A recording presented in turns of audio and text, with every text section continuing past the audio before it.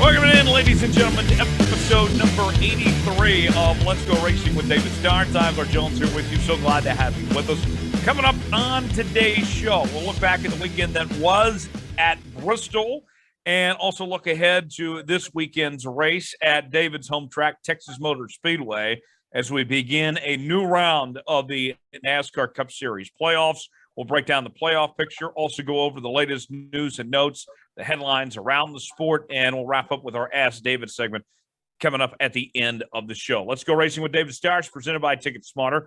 TicketSmarter came aboard as the primary sponsor this year on David's 08 Ford Mustang, and we want to tell you a little bit more about what they do. TicketSmarter is a national ticket resale marketplace with tickets to over 125,000 live events, including NASCAR and other forms of motorsports. Fans can get tickets to every NASCAR Cup, Xfinity, and Camping World Truck race throughout the season. For the best deals on tickets, visit TicketSmarter.com to get your tickets today. That's TicketSmarter.com.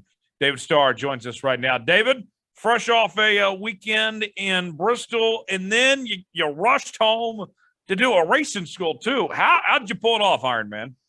Man, it's always awesome to be at Bristol, man. What a great I love that racetrack, and that part of the country is just beautiful. Man, we had a good qualifying run. The race didn't turn out like it was we expected it to do, but our good boy Vaca Ford Mustang was pretty cool looking. It looked cool, and we had a good qualifying run, and just in the race, man, we had a left rear tire came loose, and it hurt the threads on the studs, and couldn't keep our left rear tire tight on the race car, and it got a little loose and it'd go flat. It was just a challenging night for us, but man, it was cool having good boy Vaca on the race car. John Daly, the former PGA champion, was part owner in that deal, and man, what a good looking race car. But man, what a great time we had at Bristol, and man, the racing was amazing. Noah Gragson won his third race straight in a row, and but man, I love it every week wherever we're racing at, but it's always fun to go to Bristol, man. Just an action track. It was pretty awesome race weekend for sure. That's great. Dominic Aragon from RacingExperts.com joins us as well. Dom, Chris Buescher with a win this weekend. We'll break that all down, but another winner in 2022. What a wild season and a wild finish to the first round of the playoffs too. Let's take bets. Who's going to win next now at Texas? We're going to have another non-playoff driver go to victory lane. I think that's the big story there in that round of 16, guys, since we've had this elimination format take place where you chop 4 drivers after 3 races introduced in 2014. We had 3 non-playoff drivers sweep the entire round. I don't think I would have ever thought we would have seen that, but this new car has produced that kind of racing, the parity that we've been talking about throughout the year. 19 winners, 29 races. Who's next? Right. And that number, that 19 different winners, is tied for the record for most winners in a single season. And we still have 7 races left to go. So you have to think there's a pretty dang good chance that record will officially be broken here in these final races. But David, let's start with Chris Buescher here. Chris, he's a Texas kid. We've seen, the start of his career, things kind of rough, right? He didn't have the best of opportunities when he entered the Cup Series. And now the way things have shaken out, he ends up staying at RFK Racing with Brad Keselowski coming in. They looked fast in Daytona, but really had a slump to start the year. They've shown speed the last several weeks, and now he's the one that brings the new RFK Racing their first win. I think we all talked a lot about Brad Keselowski, obviously, going to that team, but I think this is a big deal for Chris Buescher to deliver that first win for RFK under this new brand with Brad Keselowski there. Yeah, no doubt about it. But definitely smart of Brad to, Chris Buescher, man. I tell you, it's interesting to see the RFK how it's performed so far in 22, because Chris has been the signature driver. You know, his team has really performed. He's performed. He's a heck of a race car driver. You know, I don't know if he's had a lot of opportunities, but not with the most powerful house racing teams on the Cup Series level. But I've always thought Chris was a great race car driver. And man, what he's done this year in 2022, you just knew a win was right around the corner. I talked to him for about 15 minutes at Darlington, and you know, just talking about the way his car was driving, and I said, man, y'all are just so close, you know. And he said, man, I'm so close, but so far away, you know. And but you just knew it was just right around the corner. And man, not surprised to see Chris Buescher in victory lane, you know, and it just says a lot about his ability, his talent level, and, you know, for Roush and Brad Keselowski to grab Chris and kind of lock him down as a signature driver for their team for the future, I think is smart because, you know, and I think we were talking about this earlier, you know, you don't hear a lot about Chris Buescher because he's quiet. You know, he doesn't make much, you know, much noise, but man, when he straps into that race car and they put that window net and they, ladies and gentlemen, crank up your engine, I mean, you can always bet on you're going to see Chris Buescher near the front. You know, he's just really done a phenomenal job this year. And I wasn't surprised that he won the race. You know, he earned it, and good for him, you know. And I think he, you know, if, you know, Brad Keselowski and Roush, if they're smart, they'd lock him down in a contract for lots of years to come. Dom, that RFK organization, I think both of us would say they have not met their expectations. They thought that bringing in Brad K, the new car, would be a breakthrough year, and the expectation was that Brad at least would get into the playoff, if not him and Chris both. But here they are with a win, much needed win for that organization, looking for that momentum. I mean, the big penalty that Brad got a while back just really set them back, and they never really recovered from that point going forward. What does this win mean for RFK Racing here? I think it means a lot. And I don't know if I can't speak for you. I can't speak for David, but for me, and I've said it before, I think seeing how well those cars ran in Daytona and in the speed weeks, and Buescher and Keselowski winning their respective duels, in a way, it felt like the Roush group was back, and Brad leading all those laps in the Daytona 500, having a chance to win, being the point leader after the 500. Yes, granted, it's super speedway racing, and there was a lot more racing left, but that performance, and then running top 10 at Fontana before, and the next weekend after at Fontana before crashing out, I really thought Keselowski and Roush Fenway were just going to just mesh really well, and we would see Keselowski pick up like how he had run the last 10, 12 years at Penske, but it wasn't the case.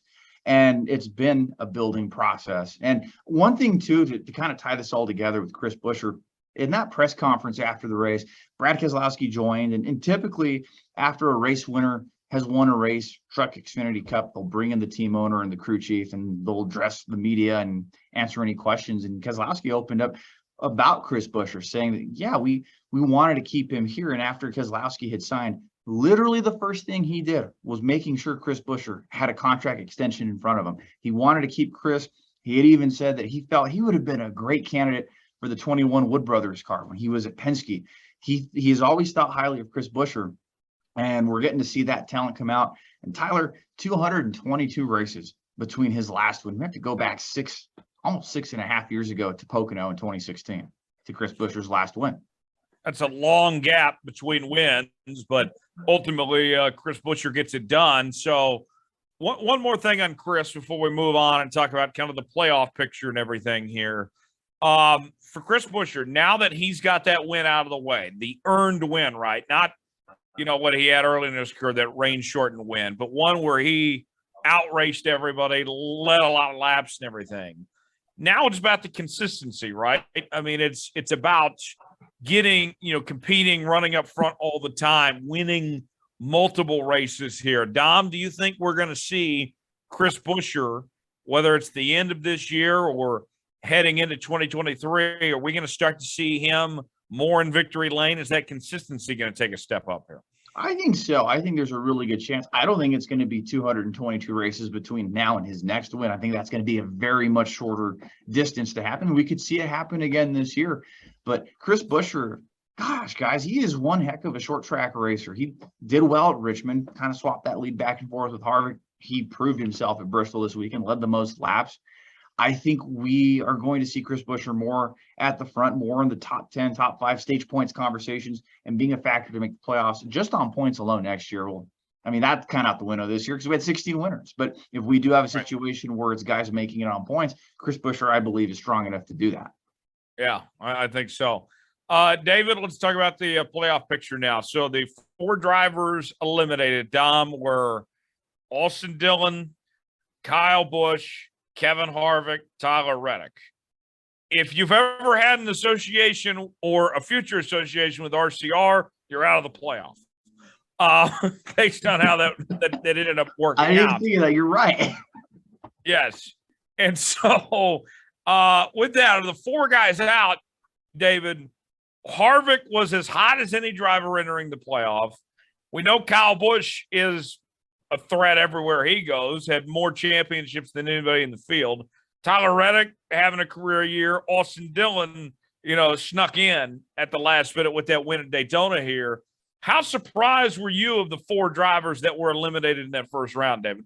Man, I was really surprised. I really wouldn't have ever thought that, Tyler Reddick, with the kind of year he's had, he's been amazing, and that team's been amazing. And Kyle Busch, I mean, so surprising.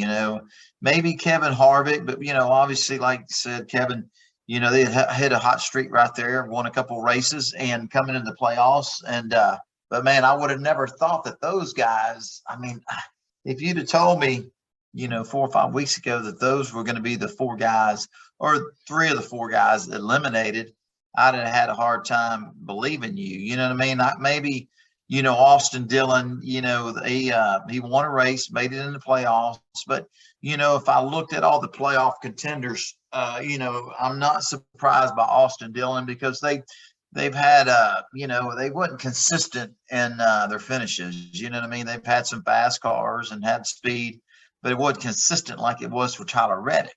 And so the Austin Dillon not making, the 16 is that one's not surprising to me, but the other 3, man, caught me off guard, no doubt about it.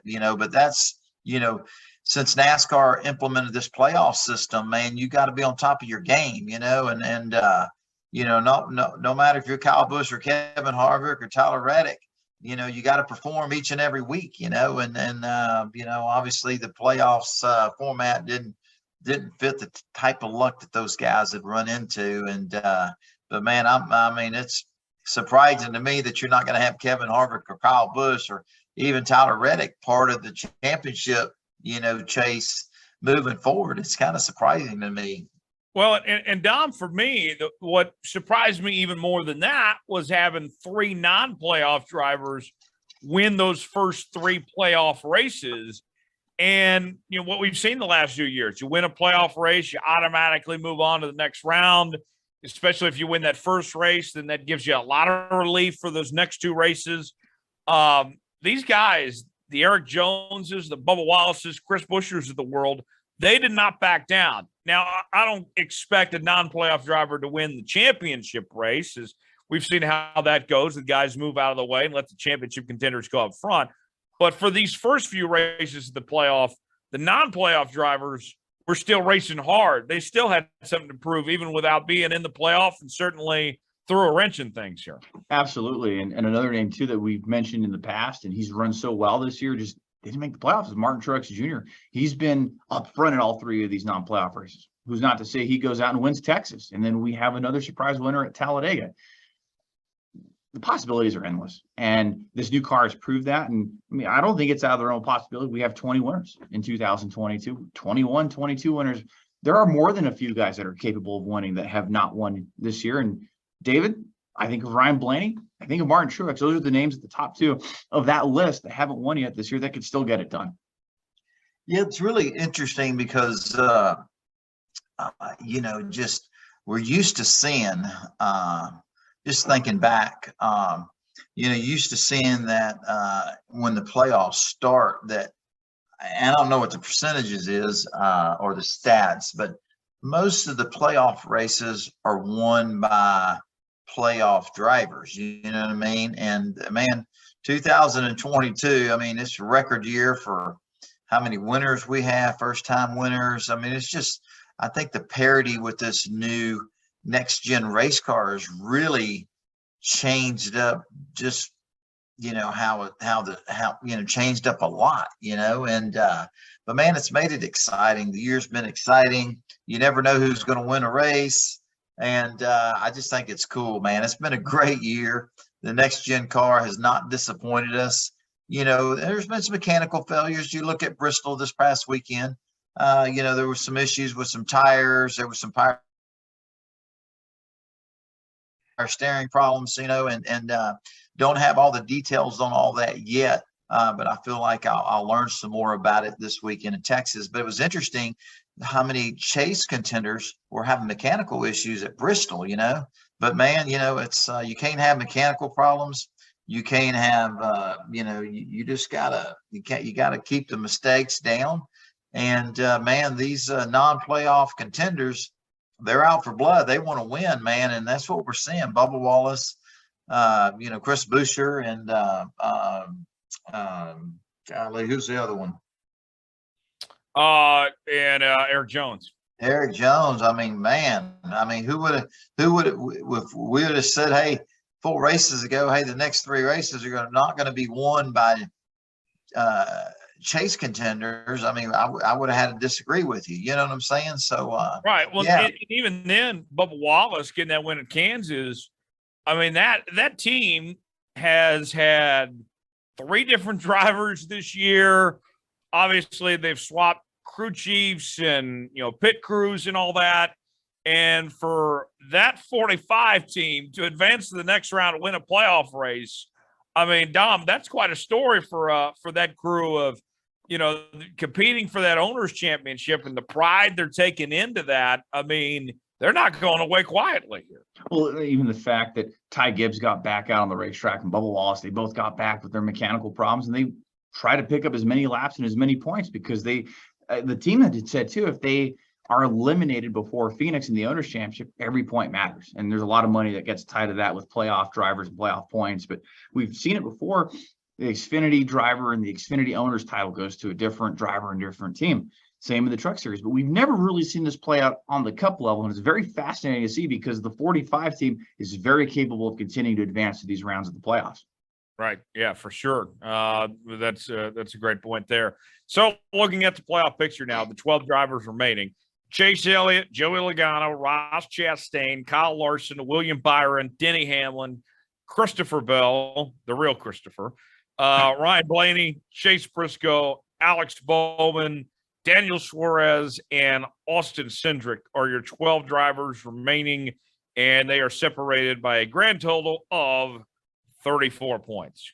Not much at all between first and 12th there at this point. And David, I mean, we saw, I think Christopher Bell was probably the strongest playoff driver in these first few races, but I would still think that Chase Elliott and Kyle Larson are still the guys to beat at this point, right?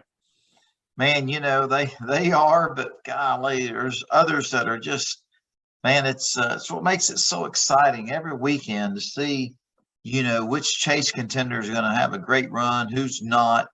Denny Hamlin. I mean, yeah, I would say Kyle Larson and Chase Elliott are the favorites, but man, there's so many other heavy hitters right there with them. You know what I mean? And just judging from these last 3 races, anything's possible. You got to have a lot of luck on your side. And but man, it's just interesting. It's hard to, Chase Elliott's the favorite, but man, he last 3 races haven't been very good for him. You know what I mean? So kind of interesting. Christopher Bell has done a phenomenal job. He's been fast week in and week out, and but man, it's going to be exciting, and the mystery is still there. You know, who's going to, even though the Cal Larson, our former champion, and Chase Elliott are favorites, man, I don't know, man. It still remains to be seen how it all works out.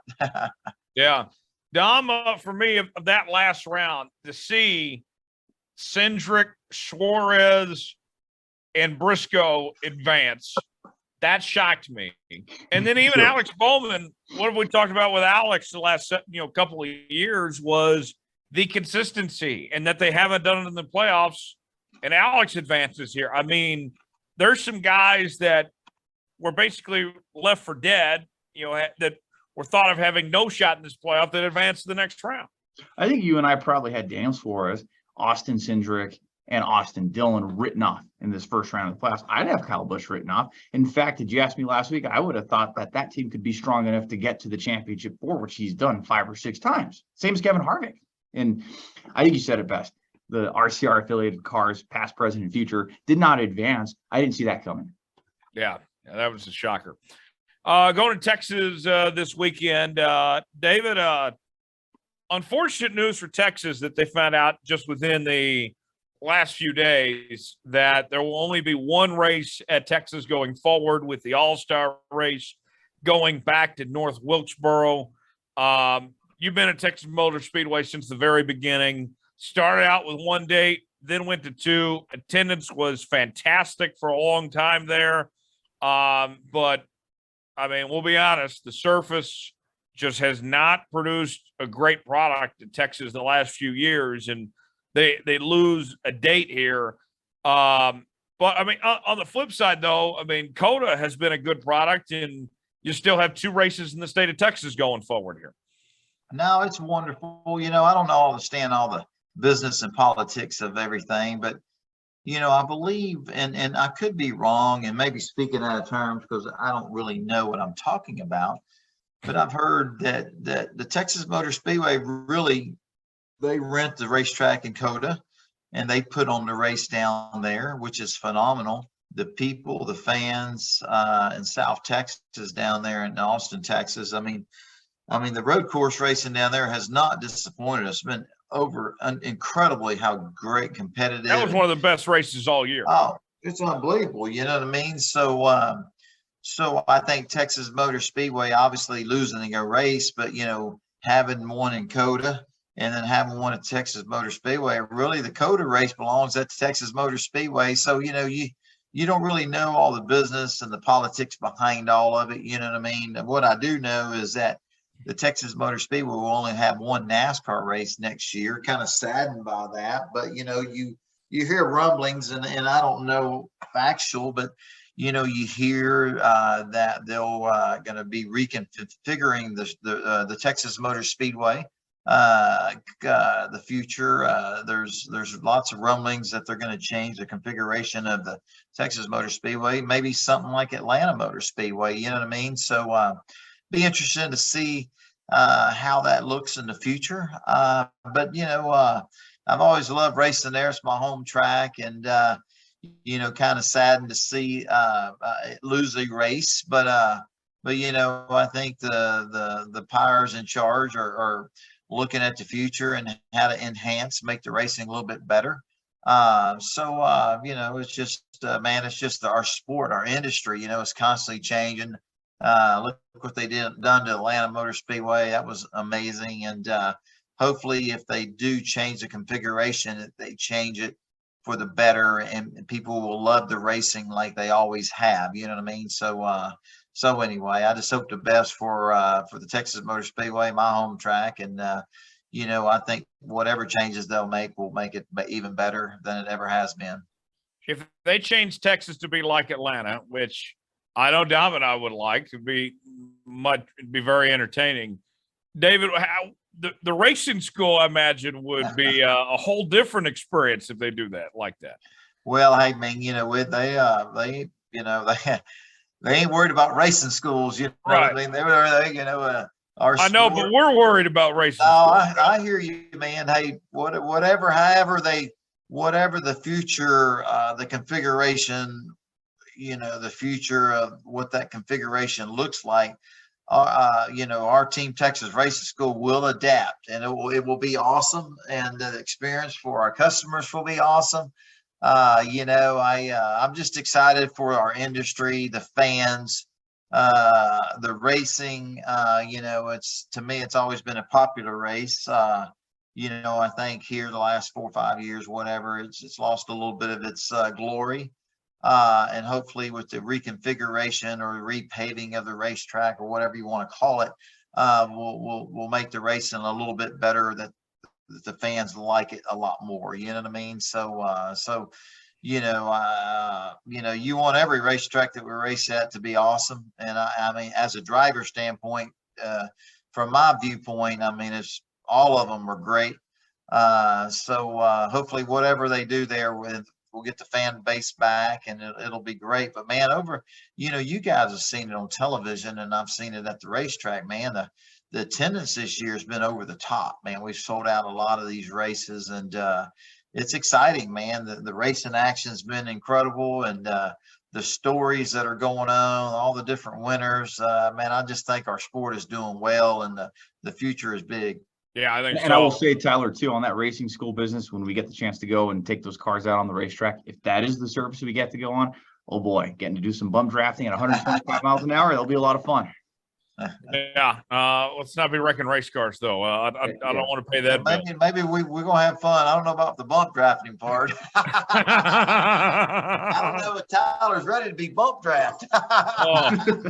I've always said, David, when it comes to the passing lane on the highway, if you're clogging up the passing lane, I think it should be legal to allow to give them a little nudge, a little bump draft. Man, years ago, I don't remember what year, it might have been 10, 15 years ago, my hero, everybody's hero, Richard Petty, somebody said something about he followed somebody on I-85 out of Charlotte there.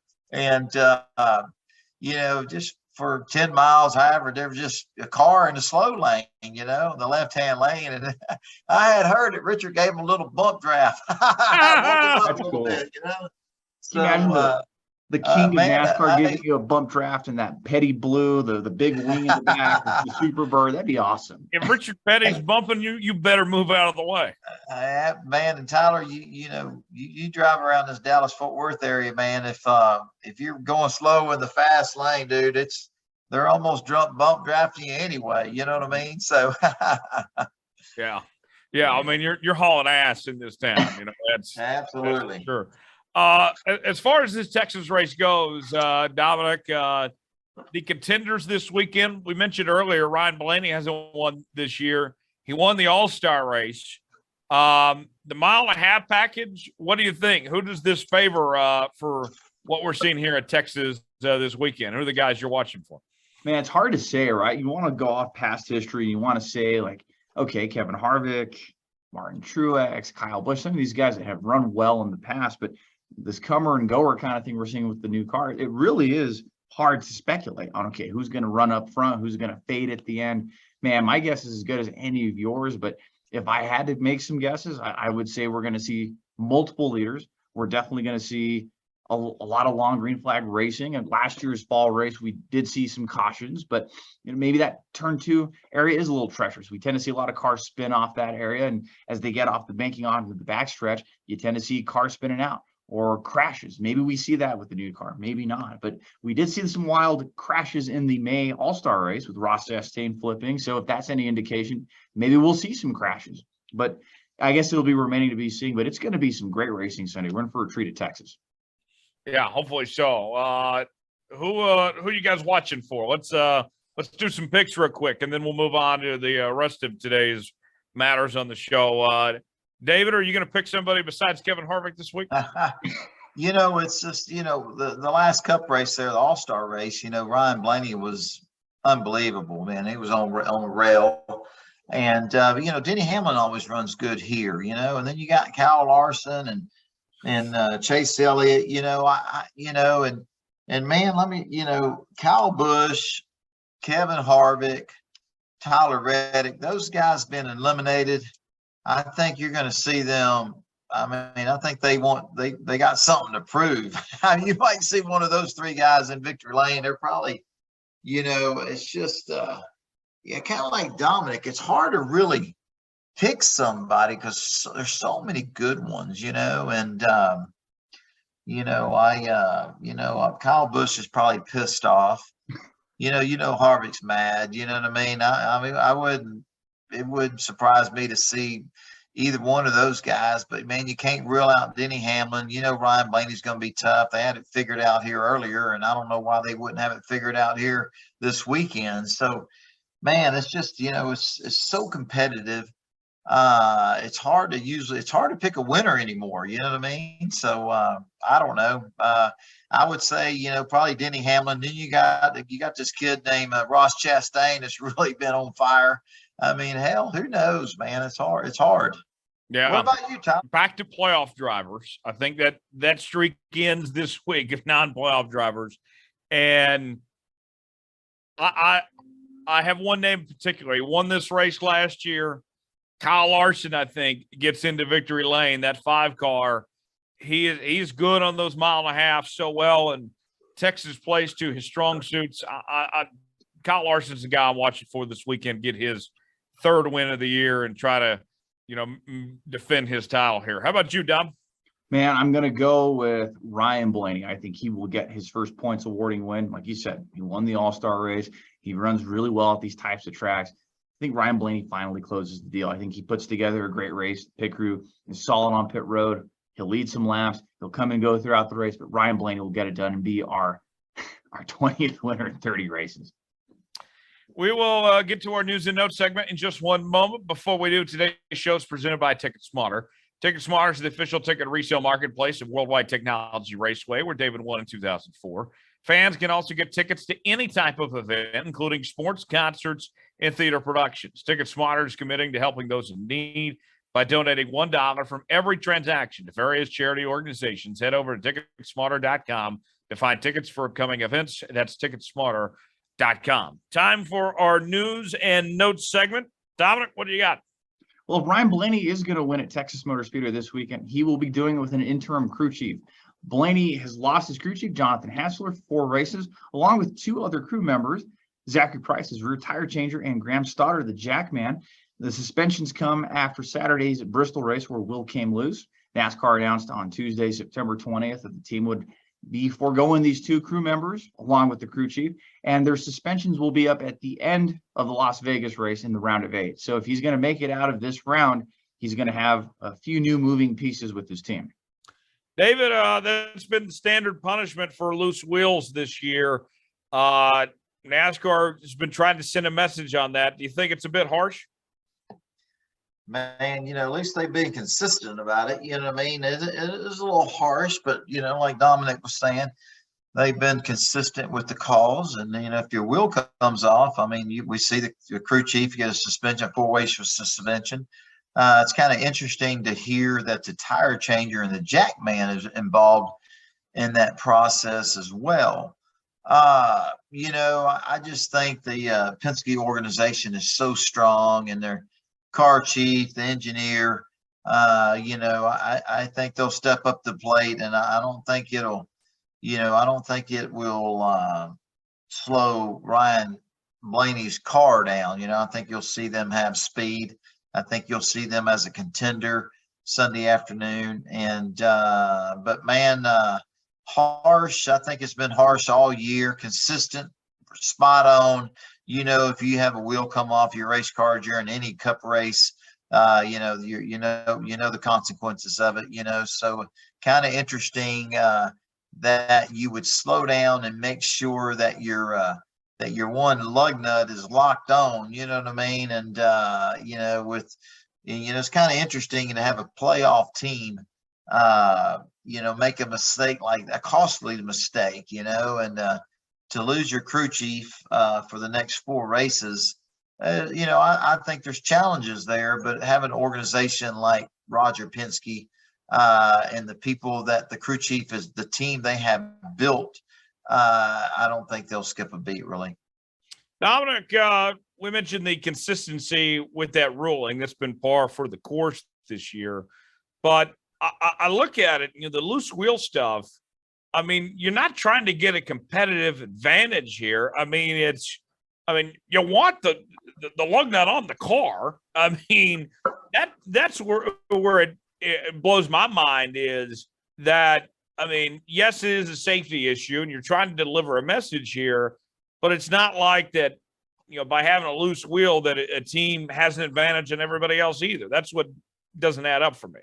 And I think you answered part of that there. I think the safety thing needs to be stressed on that. I don't know if either of you remember this, but in the 2008 Coke 600, back when we had 5 lug nuts, Brian Vickers had a loose wheel that came off and turns 1 and 2, and he came down the track, and the tire ended up bouncing over one of the walls and bounced in the infield. And I think back to that incident, I don't remember what the penalties were that came out of that, or if there were, but I think NASCAR is sending that strong message. And we've seen how fast those tires can roll. They are moving projectiles, and they can cause a lot of damage. So I think the big thing here is safety, because you're right, it's not a competition thing where in the past you get 3 or 4 lug nuts on, and okay, it is what it is. But the safety thing is the big thing being stressed here. And like you said, David, NASCAR has been consistent about this across the board. Yeah. How about, I asked the question to you guys, other penalties from other teams with the tires coming off. Have they been, like the tire changer and the jack person, have they been getting those big penalties as well? Or is this something new? Yeah. It's been crew chief, tire changer, jackman. Yeah. Because, it's interesting because, the crew chief, he's up on the pit box, and the tire changer and the jackman's the one that's actually doing the work. I mean, hands on, and, you're not supposed to drop the jack, and the car's not supposed to leave until you're 100% guaranteed that, those tires are tight and locked on there. You know what I mean? So it's kind of interesting, you know what I mean? And, it definitely will be somewhat of a challenge for the Penske, Ryan Blaney and his Penske team. But, I just think they have such great people in place. The engineer will step up. And I think the car chief, whoever they're going to put in that place, intern, and whatever you call them. Yeah. But still, no matter what we think, but you got to think not having your crew chief on the pit box is going to be a little bit of a challenge for the team. Your leader. David, tell me this. I mean, you're around your pit crew guys all the time, obviously. How difficult is that job that they do, and to get the speed and all the practice to get to that speed? What goes into being on a pit crew like that? Man, it's you can win or lose a race. Your pit crew is everything. They play such a crucial ingredients to the success of the team on that race. I mean, you can win or lose a race with your pit crew. So man, so important. Every job when that car hits pit road, when it pulls into your pit box, pit stall, and man, your crew jumps over that wall. Man, everybody's got a job to do. They're trying to do it efficiently and as fast as they can. And hey, man, there's all humans, people make mistakes. But man, I think, in this championship chase format that we have, I think the teams that can limit the mistakes will be the ones that prosper, but man, your pit crew, the men and women that change these tires, gas these race cars, make adjustments to them, man, they're everything to a racing team. You can win or lose, they can break you or make you, really. Yeah, that's for sure. Dominic, what else going on?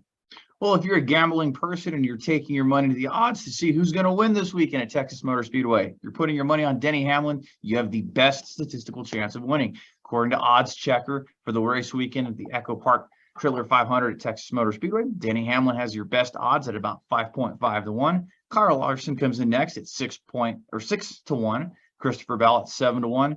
Chase Elliott at 8 to 1. Kyle Busch at about 8.5 to 1. And then Ross Chastain, Martin Truex Jr., Ryan Blaney, all at 10 to 1. So if you're a betting person, you're going to try to make some money on the race this weekend, statistically, according to Oddsmaker, those are your best choices in trying to build your bet.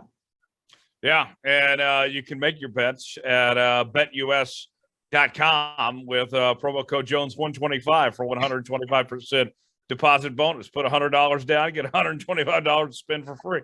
Oh, I like that plug there, Tyler. Nice. Yes. We don't go there. We don't even.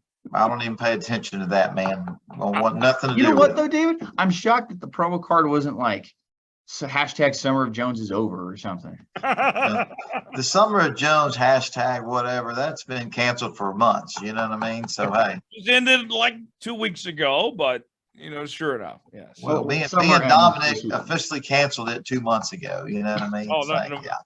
We might be revving it back up this weekend with the Man. race at Texas. Well, it will be the fall of Jones because it's the first weekend of autumn. No fall here. No fall here. But the bets, all that. I find that interesting to see that Denny is a decent favorite there with the odds in his favor because, I mean, we mentioned some of the guys that we talked about, Dom. I mean, those would be really good payouts there with just they're not with their odds stacked up the way they are. Absolutely. Denny Hamlin, too. I mean, he's a multi-winner, but some of these guys that we know can go out in front and lead a bunch of laps. Ross Chastain, Martin Truex Jr. You said it best. Christopher Bell was the most consistent driver in the round of 16. Who's not to say one of these guys goes out and wins, but the year of 2022, it has been the year of parity. There's no talent. Yeah, that's for sure. The Kyle Busch news, Dominic and I, we talked about last week, but I want to kind of revisit this situation with David since David wasn't here last week.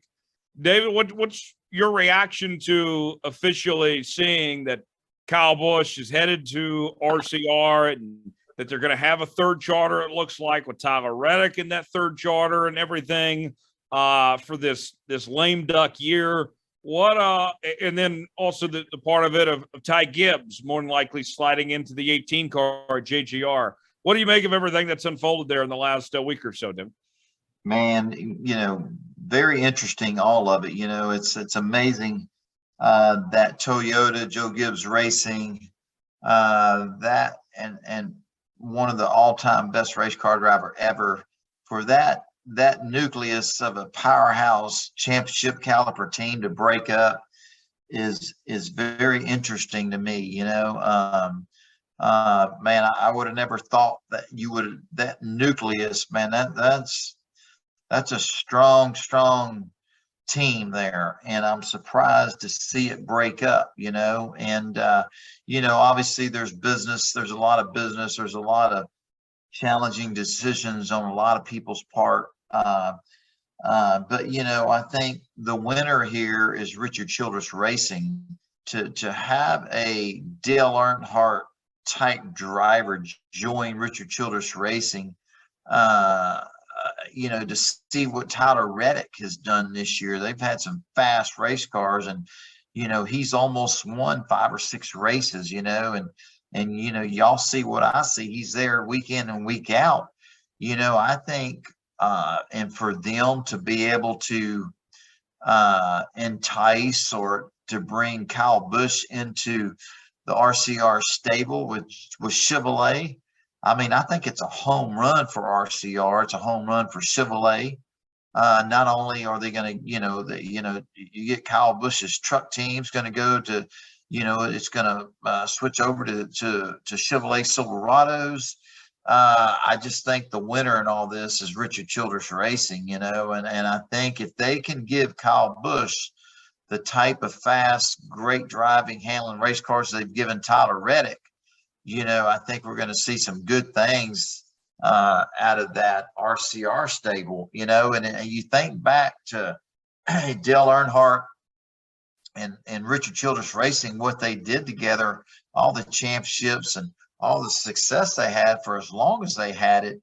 I think Childress, I didn't see his press conference, but he probably referenced Dale Earnhardt, and what he saw in Dale Earnhardt sees the same thing in Kyle Busch. You know what I mean? Did, yeah. I just think, man, and I think maybe Kyle Busch's feelings are a little bit hurt. I think you're going to see a pissed off Kyle Busch. And I remember reading David Wilson, one of the big racing executives from Toyota, said, man, you don't want to have to compete against a pissed off Kyle Busch. But I just think it's interesting to see that nucleus, that powerhouse championship caliber organization unravel in front of us and to see who was going to take advantage of it. And man, I believe RCR. I think they're the winner out of all this. And you look at the other side of it.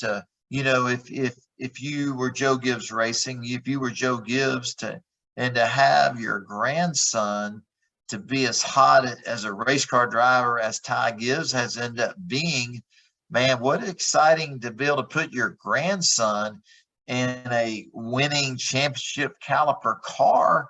I mean, I wouldn't be surprised to see Ty Gibbs winning races next year, driving for his grandfather and being a championship caliper, maybe giving a shot at maybe making the chase or even being a champion, So I'm sure they're ecstatic about that, the possibilities. But I think at the end of the day, the biggest winner is RCR. Where does Tyler Reddick go in all this here, David? Because we hear Richard Childress say that they want to get a third charter and put him in that car. But, I mean, talk about timing-wise. I mean, that would have to be something real fast of assembling a team, sponsorship, and all that. And then there's the other possibility of, okay, is Kurt Busch going to be healthy and race next year? Would they want him in the 45 there at 2311? And the other factor too, you can think of it this way, is Tyler Reddick, as good as he is, yeah, of course you'd want him driving one of your cars while you have him under contract, but it could cost you a lot of money here too. David, where does Tyler Reddick go in all this? Do you think he races for RCR? Do you think he races for 2311 or somewhere like Colleague or somewhere that has a charter just for the year, like a rental before he goes off to 2311 here? Well, Colleague, I don't know how you say that, but they're associated with Richard Childress Racing. I think Colleague's racing shop and their whole organization is based in the complex at Richard Childress Racing. You know what I mean? So it's a sister team or I don't even know how you describe that, what they are, but man, they are so embedded with Richard Childress Racing. It's almost like a Richard Childress Racing team. You know what I mean? So, man, there's a lot what we don't know and man, we pray, I pray that Kurt Busch comes back healthy as ever. I mean, he's done a phenomenal job over the years, winning a race this year. I've really missed seeing him part of the playoff picture because I really thought, he would have had a chance of being there at the end, in Phoenix, running for a championship. And, they were strong, had a lot of speed, and to see him get hurt, I hope he can recover and come back and race as long as he wants to and kind of retire on his terms when he wanted to retire, not retire because of an injury, you know what I mean? So there's a lot of question marks there. So man, there's just a lot of things that we don't know. And a lot of people are really, I'm interested to find out how it's all going to work out for Tyler Reddick, for RCR, and to see how it all plays out. But, that's what makes the sport exciting. You know what I mean? And Tyler Reddick is a winner, man. And you want to, if I was RCR, man, I'll be trying to figure, you got Kyle Busch, you got Tyler Reddick, and you got Austin Dillon. Man, you got some pretty heavy drivers right there, I guess as a team owner, RCR, hell, you want all your cars winning every week, you know what I mean? So I would think that Richard Childress Racing is probably going to do everything they can to put all three of their cars in the playoffs in 2023, win as many races as they can. I mean, they want to get back to the RCR we're used to seeing when Dale Earnhardt and Kevin Harvick was driving those cars, driving for RCR. Right. So it's just kind of interesting. And, and like you said, Tyler, all the scenarios you play out, what direction is it going to go? And, I think that keeps us all engaged and watching and seeing, how it's all going to turn out for everybody. Dominic, one more thing on this, then we'll move on here.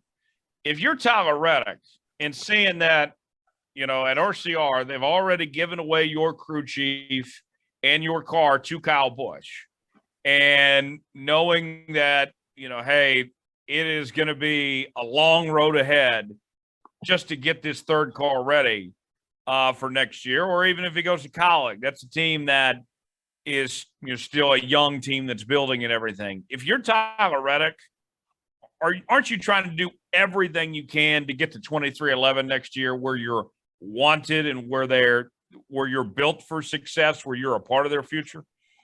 I would agree with that. Yes. I think the way this whole thing went down with how it was announced that he was extended, and then a couple of days later, hey, I'm leaving. Yeah, there's definitely some bad blood. And I think RC and Reddick are doing their best to save face publicly, but behind closed doors and their true thoughts, you got to be imagining Tyler Reddick is looking any way to jump ship. And I'd be curious too, and maybe David, you can give a little bit of insight on this too, how those driver contracts are written for teams and these guys that go race. And I know there's a lot of different things that they can put in these contracts. Who's not to say, Tyler and David? I mean, could Richard Childress say, okay, you are under contract with Richard Childress Racing for 2023. We're going to use you as the Will Force driver at tests, and that's it. Kind of like, I'm not saying Bowman was signed to a Hendrick contract just yet in 17, but he was the Chevrolet Will Force driver for 1 year before he got the 88 ride. Hold him out, yeah. Yeah. Could we see something like that with Tyler Reddick? Could there be something, David, in that contract with Richard Childress Racing where something like that could happen? Could they throw him in the Xfinity Series if they wanted? Man, hey, every contract's written different, you know what I mean? And I think y'all said it, I don't think that RCR and Tyler Reddick, I don't believe they see eye to eye on how things were played out throughout the year, and, sometimes your contract locks you into a situation you're just going to have to deal with, you know what I mean? Obviously, I agree with y'all. If Tyler Reddick could somehow or another buy his contract out and go over to 23-11, at the end of the season, if that was possible, I think, if there was any way, shape, or form, it would be possible that he's trying to do everything he can to do that. Yeah, I feel like he's pretty locked in where he's at contractually, you know what I mean? And sometimes, the situation that you have put yourself in, I mean, who knows, who really knows how it's all going to play out. It's interesting, you know what I mean? Because, I mean, we know it's all about Kyle Busch, you know what I mean? So I don't know, man. There's lots of question marks that I don't think any of us will ever know. And, but I totally agree with you. If Tyler Reddick could somehow or another get over to 23-11 a year sooner, I'm sure he's doing everything he can to make that happen. You know what I mean? But sometimes, again, from a contract standpoint, he might be locked down for a year, and it might be a challenging year for him. But the cool thing about it, the future is bright, and that's awesome. So you really don't know. There's a lot of speculation. We're speculating here, how it's all going to turn out, and I don't know. It's just interesting. It makes for good conversations, and makes, everybody's engaged and paying attention to it. But it's very interesting how things are happening inside our sport, right in front of our eyes, really. Yeah, it is for sure. Dom, anything else before we get to our Ask David segment here? Nope, it's all you now. All right. Let's Go Racing with David Starr is presented by TicketSmarter. TicketSmarter came aboard as the primary sponsor this year on David's 08 Ford Mustang. We want to tell you a little bit more about what they do. TicketSmarter is a national ticket resale marketplace with tickets to over 125,000 live events, including NASCAR and other forms of motorsports. Fans can get tickets to every NASCAR, Cup, Xfinity, and Camping World Truck race throughout the season. For the best deals on tickets, visit TicketSmarter.com to get your tickets today. That's TicketSmarter.com. Time for our first question in the mailbag in our Ask David segment, where you can submit questions to us each and every week via email, davidstarpodcast@gmail.com, facebook.com/starpodcast, and on Twitter @starpodcast. Question from Gabe the Babe wants to know, you hear of people getting excited this week leading up to homecoming and festivities around it. is the Texas race in the fall sort of like homecoming for you, or giving you homecoming vibes, David?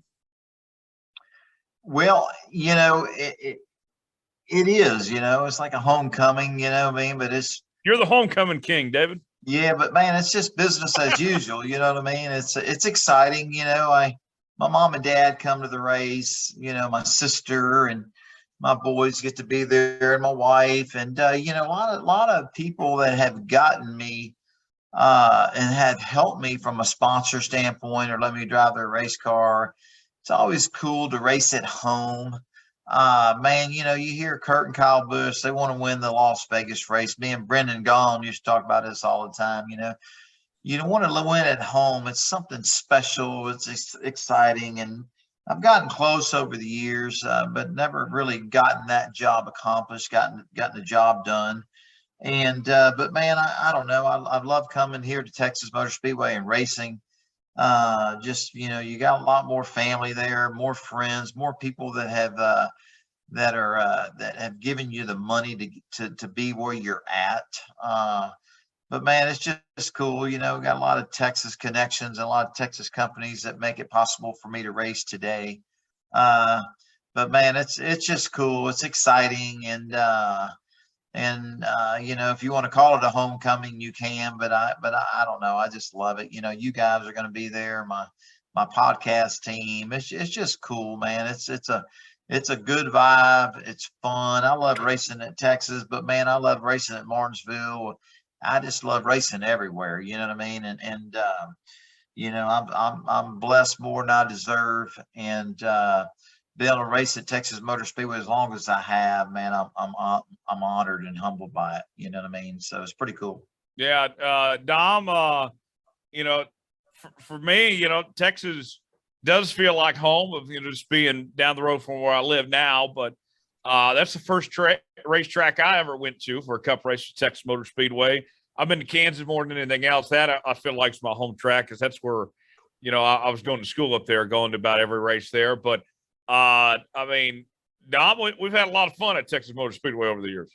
We have. I'd say one of the best weekends I've ever had at the racetrack was the All-Star race last year, getting to do that with you and Chris Salazar, and just the fun that we got to have. We got to go karting, a lot of fun stuff away from the track. And a lot of the stuff at the track, don't get me wrong, is a lot of fun, but it's the people that you get to be around. Like David said, you get to have your family there. And I think when you have the people that you really enjoy being around, that just really enhances the entire experience. Yeah, it does, for sure. Next question in the inbox, and it comes from Brittany. Brittany wants to know, David, if you could only eat one meal for the rest of your life, what would it be and why? What a cool question, man. Cool question, Brittany. Oh man, I guess it had to be Mexican food, you know what I mean? Because I love my Mexican food. And man, the chips and salsa that you get to eat, the queso, and man, we have so many great restaurants in Dallas, Fort Worth, Houston, Texas. I guess if somebody said, hey, you this is your last meal, pick whatever you want, it would have to be Mexican food for me. That's a great question. How about you guys? I think that's a cool question and makes you think about it. What about you, Dominic, Tyler? Man, good question. I think if you're picking a food group, I think I'm going to have to go the stereotypical New Mexican diet there as well, David. Beans, Spanish rice, green chili, stuff with corn tortillas, stuff that just feels, I don't know, like how Southern food has that wholeness and that hardiness to it. New Mexico food kind of just has that same feel to it, in my opinion. So I'd have to pick something from that arena. How about you, Tyler? It has to be some beef. I mean, where's the beef, right? You can get creative with beef, there's all sorts of ways you can eat beef. So that would be the move for me, where I'd go with there. Beef ice cream? Sure. Let's just give it a shot, Next one comes from Betsy. Betsy wants to know, MJ apparently turned down an endorsement once for a pasta company. That's something David would never do. If Olive Garden calls, he's answering that phone. Absolutely. Without naming the company, David, have you ever turned down a sponsor or endorsement? I don't believe I ever have. Absolutely not. No, I haven't. You know what I mean? And that's a great question. You know, what I mean, because David can be bought. well, no, I don't know about all that, but you know, hey,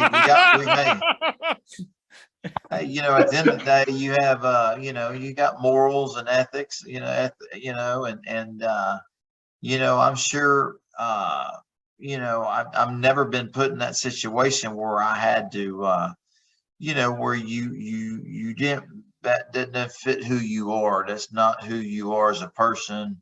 You know, and man, I would say 100% of the companies that, you know, you guys know a lot of my partners and sponsors. I mean, it's just great people, hardworking, great people that have built great companies, have great people working for them. It's just good people, you know, and I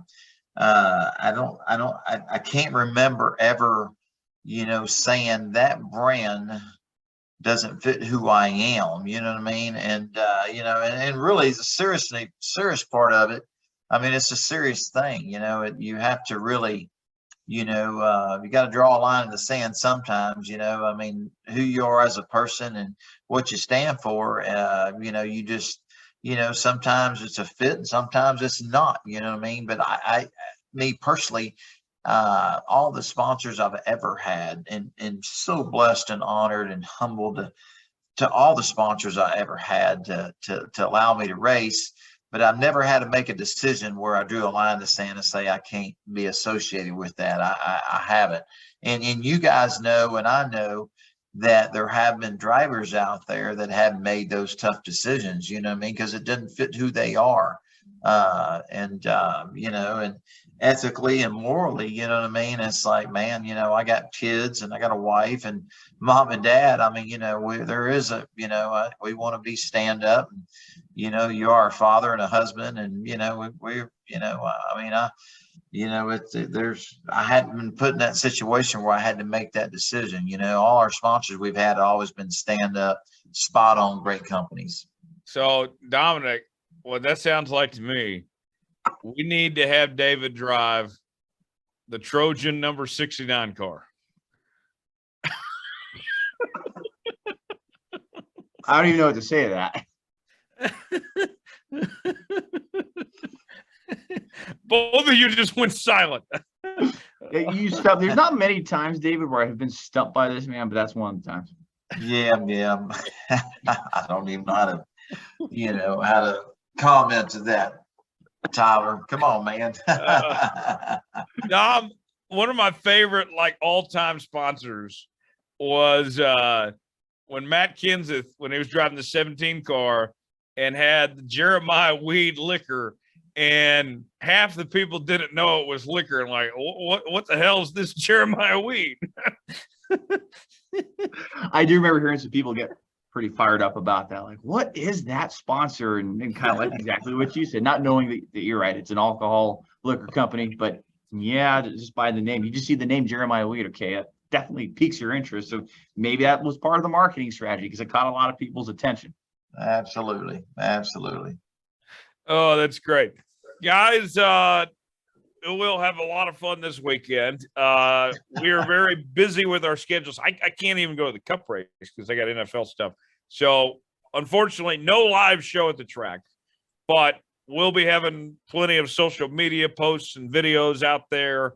It'll be good to see both of your lovely faces this weekend. And let's see David have a good finish here. Absolutely. See, Dom, the Jones tour has been canceled a long time ago because he can't even come to the races with us anymore. See, that's what I mean, David. I think the name hell, of Jones. I'm going to your race, David. I'm going to be at the one that matters. Well, I appreciate that, buddy. Yeah. Well, I mean, real quick. No, once you weren't going to run Cup, then I wasn't going to be there. So okay, I appreciate that, but it'll be a fun weekend of racing, you know, and heck, I'm excited. I'm excited to race, and hopefully we have a better race than we had last week at Bristol. But man, I look forward to it. It's man, it's exciting. A lot of cool stuff. Racing's been great, and hopefully we see two great races this weekend at Texas Motor Speedway. I think Yeah, so. hopefully. And Tyler, I think we'll be celebrating a David finish with his favorite dessert, some fortune cookies. Some cookies, some Buc-ee's beaver nuggets, you know. I'm looking forward to seeing the Chasco folks. They always make us a really good meal at the racetrack. So The Chaska Absolutely. people are so hospitable and they're so nice, and they have that little infield thing there between turns 1 and 2, and just they make you Man, feel like Chuck you're and Tony Glaze, man, Chaz's kids, and don't man, say they it too had loud. We can't invite everybody. Yeah, have I just blown the cover off this whole thing? it's all David? good, man. How about our buddy Mark Tate? You know what I mean? And I Oh, mean, there's Mark, just yeah. so many. Kurt Spring. I mean, just on and on and on. Just so many great people. It's just, man. Sometimes you don't even have enough time at night to go see all your great friends and all the great food. You know, I mean, it's just exciting. You just love to see people having a great time, celebrating and enjoying racing like we love. It's really a cool thing, you know. Oh yeah. I owe Mark and I owe Tyler some New Mexico green chili, so I'll be seeing you guys definitely throughout the week, and be sure to give you your guys' New Mexico gifts. Awesome, Yes, man. We're always excited to see what the gifts are from Dominic. Right. My dad, he'll be up there this weekend. He's going to the Cup race without me, but excited to have him and Dominic and my Marcus, we know apartment. Marcus will be there this weekend too.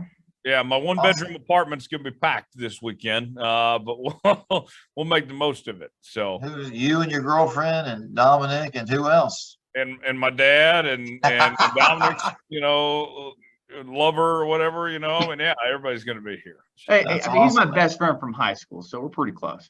That's right. That's right. My dad decided not to bring his girlfriend, this week. So, his girlfriend and his wife were both busy, Yeah. Oh man. As Awesome. always, you can follow the show on social media, Twitter at Star Podcast, Facebook Star Podcast, and also check us out by email. Email us davidstarpodcast@gmail.com. Subscribe to the show. New episodes out each and every Wednesday. Apple, Spotify, Google Podcasts, and YouTube. Leave us a 5-star review, or don't leave us one at all. Hit the like button as well if you enjoyed today's show. And we'll put the checkered flag out on this episode. Guys, we'll see you here in a couple days at Texas Motor Speedway. Going to be a lot of fun. For David Starr, Dominic Aragon, Tyler Jones saying so long. It's been another edition of Let's Go Racing. We'll see you next week.